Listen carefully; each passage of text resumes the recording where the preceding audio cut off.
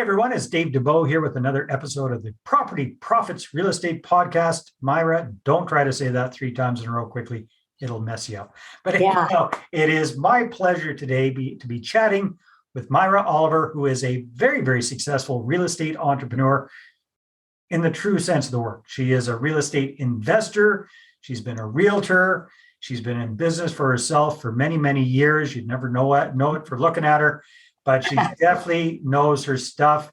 And she came up, the hard way, so to speak. She came from a background of working for herself as a hair salon owner, a hairstylist, then got into real estate, got into being a realtor, built up an amazing company, retired in her 30s, got bored, jumped back into it again, and is just kicking butt and taking names. So, Myra, thanks for being on the call. Dave, thank you so much. I hope I show up like that introduction. Wow. Great introduction. Well, thank you very much. So Myra, why don't you take us back a few years to when you first got the real estate bug. What was it that just kind of really resonated with you about real estate investing, this whole field? Because it's quite a different one from what you came from. Right. And my mom and dad just owned their personal home. So I wasn't raised around anybody that actually did real estate. They were both school teachers. And so I bought my first home. I was 20 years old. And so I kind of got the bug when I bought my first home. And then when I think, just because remember, I was doing hair. And so I have all walks of life sitting in front of me every day, talking about what they do for a living, because a lot of people, that's what we talk about, right? And I had a lot of real estate agents that actually I did their hair. And so I was fascinated with real estate after I made my first transaction. And I'll never forget, Dave, I was sitting in my living room floor and I saw a house for sale for $18,000 in Dallas, Texas. And I just called the realtor and ended up buying that house. Within 2 hours, we were in contract on that house. I mean, we went and looked at it. And of course, my husband was like, what are we doing? And he was like, do you realize this neighborhood? And I was like, everybody's got to live somewhere. And it's a start. And that's how we got started. And then it was more like I wanted financial freedom. And again, I don't have a college education. I wanted to be a hairstylist because my grandmother was a hairstylist and I followed her path. And so you know what? I thought after we started renting that house and I was watching how wonderful it was, because luckily we had a great first tenant, right? They lived with us for 4 years, always paid their rent on time. So they made it look good. And so then we decided, you know what? This is our path to freedom. Nice. That got you hooked and that got you going. So did you jump right into active real estate investing like full time, or did you become a realtor and then do real estate investing on the side? How did that look for you? No, great question. I was a hairstylist working 14 hours a day, and my husband was a policeman. And so we bought 10 houses over 13 years' time. Yeah. So our goal was to make $5,000 a month so my husband could quit his job as a policeman and I could sell my hair salon. So it took 13 years. And no, neither one of us had a real estate license or anything like that. We just were entrepreneurs and worked a lot of hours and did all the work on the houses. Okay. And took care of everything and managed them. I was the money maker. I was making money and saving. I'm a big time saver. It's still to this day, I'm a big time saver. So, and we were saving our money. And every time we got enough for a down payment, guess what? We bought a house. That was our savings plan to retire. Well, that's pretty smart. So then when did you become a realtor? Because that was a big part of your story as well. Right. So I retired at 33. Sold my hair salon. My husband quit the police department, and we spent 3 years traveling and going all over and living off that $5,000 a month because honestly, we're extremely frugal, and we didn't need much. This is the 90s, and so in 3 years later, I got bored. And I was like, I want to do something. And by then, I had gotten the great pleasure to be around really great real estate agents and some not so good real estate agents. Right. And so they were great examples of what I wanted to be and what I didn't want to be. And so I decided I'm going to get my license, because if some of these lazy people can make the kind of money they're making, oh my gosh, with my energy, I'm going to get wealthy selling real estate. And so that's how I got my license. And again, it was my second career. Yeah. And within 3.5 years, I became the top producer in my town. And I don't find that hard to believe at all, Myra. Well, thank you. I will tell you, energy pays off, right? Especially in real estate. Right. And so within 10 years, I was selling over 100 homes a year by myself. Wow. And I was at an independent office. Well, the biggest company in my town came after me to recruit me to run their office. And at the time I had 30 listings and I just wasn't interested. I was so busy, right? And, but they made me an offer I couldn't refuse. He said, you come double my office.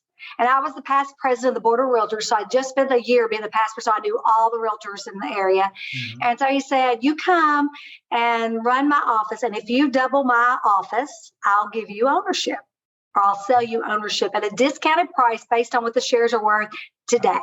I would hope. Yeah. If you double right? it. Yeah. Hey, listen, I was born at night, but I wasn't born last night. He may have a Kentucky girl on his hands with a high school education, but she's pretty sharp. So I said, okay. And within 2 years, I had doubled his business. Wow. And he allowed me to buy the shares. So I became an owner in that office. And within another year, Keller Williams International came after me about being one of their regional directors for the state of Ohio, Kentucky, and Indiana. And so I looked at the job. I'm from Kentucky. It was a great way every week to get back to Kentucky to be around my family. So I took it. And the deal was that if once I doubled that region, I would have some more ownership in offices, and I wanted out. I needed my freedom again, because I'm about freedom, but I love achieving. Like a challenge. I love the challenge, and I just wasn't challenged enough. I love being challenged.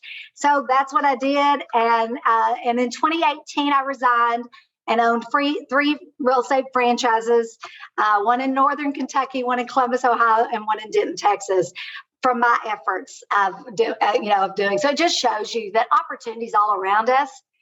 Most people look at it as just sell another house. I looked at building an empire. Wow, that's another fantastic idea. Hold on to that thought for a sec. We'll be right back. Now, are you a real estate investor who's run out of cash or credit to grow your portfolio? Are you looking to grow your portfolio using other people's money and raising capital? Well, I want to show you how to raise 6 figures or more in 6 weeks or less at my upcoming Investor Attraction Workshop. You can get your ticket and find out all about it at investorattractionworkshop.com. We're going to spend a full day taking a deep dive into this roadmap that I've used to raise millions for my deals, and I've helped other people just like you cumulatively raise hundreds and hundreds of millions of dollars for their deals as well. So again, you can check that out at investorattractionworkshop.com. And as a loyal listener to the podcast, you'll get 50% off your ticket when you use the discount code podcast. That's right. Discount code podcast at investorattractionworkshop.com. See you at the next workshop. Well, that is phenomenal. And that's exactly what you've done. So how about your portfolio? Have you continued to grow your personal holdings along? Yes. The way? Yeah. So at 3 years ago, we were at our peak at 38 properties, one commercial, several multifamily, mostly houses, a single family, because that's how we started. So we still had them because we buy and hold. We don't really sell until this year. And when I started looking at my portfolio and met with my accountant, I had depreciated out a lot of my property. Remember, I've been doing this for 33 years. And so my accountant and I sat down and he goes, you need to sell this one, this one, this one. And so we started looking at it. Matter of fact, before getting on with you, I just made an offer on a duplex. And then Monday I made an offer on a beachfront property for Airbnb. So waiting to hear. But I'm doing 1031 exchanges. So I sold some apartments. I tripled my money, Dave. Nice. And here's what my CPA said. He said, listen, I don't know when you'll ever triple your money again, but I'm going to just tell you, you've about depreciated that property out. And depreciation is where it's at. We all know that. That's why a lot of us do real estate. And so, because that's an excellent write-off. And so anyway, I said, okay, so I've sold probably 10 properties in the last year and a half. So some into last year, so I could do that then and get that taken care of. And then now I've got a couple in contract that I'm trying to do 1031 exchanges on. So I'm trying to find properties. So I'm making offers like crazy right now. Very nice. So Myra, you've been around business for a long time. You've been around real estate for a long time. You've been an investor. You've been a very successful real estate agent and a broker and manager and the whole bit. What do you think makes the biggest difference between people being successful in business, real estate being a business as well, and the vast majority who aren't? What's the 80-20 rule? You're probably in the top half of 1%. But what can people do to get themselves from that kind of mediocre majority into performing better?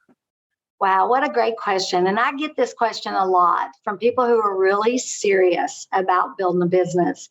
And I think when you keep people top of mind and you surround yourself with great people who their values and their standards are in line with yours, you're aligned. You have alignment. I think that is probably one of the smartest things that I have done. I will tell you, Dave, I laugh all the time because I say to people, I'm not the smartest person in the room, but I surround myself with really great people. And man, they make me look good all the time. I mean, they make me look so good all the time. And I reward people. There's not a greedy bone in my body, because I really realize that I'm here because of other people. I didn't get here alone. I was willing to make the effort, and I'm a risk taker. But I have to say that there were other great people, whether they were CPAs, whether they were attorneys, my parents, my husband, different partners I've had over the years. But I've always been really great at surrounding myself. I'm going to give myself a little credit. I am a good people picker. Now, correct me if I'm wrong, but I'm thinking those years as working in the hair salon helped you learn how to read people, how to communicate with people, how to connect with people really, really well. Listen, I got a doctorate. I got a doctorate in people. You are absolutely right. Sure as heck did. Yeah. That was the best education ever. I don't know, honestly, if I'd be where I am today if it wasn't for that hair business. I really feel that, first of all, it taught me discipline at a young age. I was disciplined to stand behind that chair, and I was okay with delayed gratification. I got to do the work before they're going to pay me. And you know what, Dave? They need to like it. Yeah. So you become more of a pleaser in your work. You want the work to be done right. And I think that, just the education alone that gave me has really put me ahead of the game.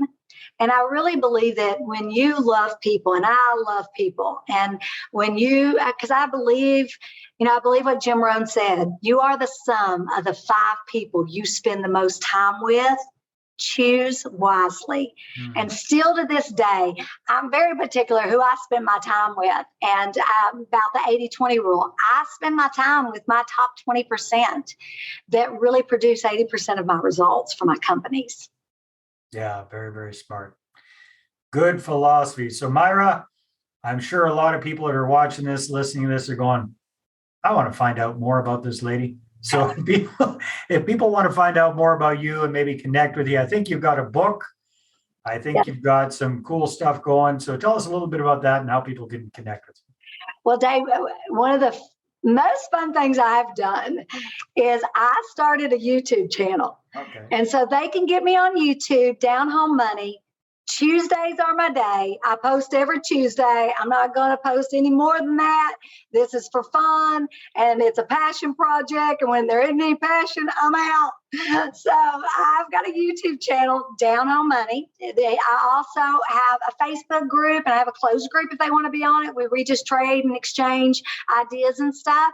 And then my book is on Amazon. We made it to the bestseller within 2 weeks. Right. And so it's on Amazon. You can get it there. And you know what? If you like a Southern accent, I'll read the book on Audible. If you don't, get the paperback. Well, I think a lot of people love the Southern accent. I know I do. That's for sure. Myra, this has been a lot of fun. Thank you so much for bringing so much energy. It's been an absolute blast. And thanks for sharing some of your wisdom and insights. Thanks for all you do. Love your books. Love everything about you. See you later. Thank you very much. All right, everybody, take care. See you on the next episode. Bye-bye. Well, hey there. Thanks for tuning into the Property Profits podcast. If you like this episode, that's great. Please go ahead and subscribe on iTunes. Give us a good review. That'd be awesome. I appreciate that. And if you're looking to attract investors and raise capital for your deals, then I'm going to invite you to get a complimentary copy of my newest book, right back there. There it is. The Money Partner Formula. You can get a PDF version at investorattractionbook.com. Again, investorattractionbook.com. Take care.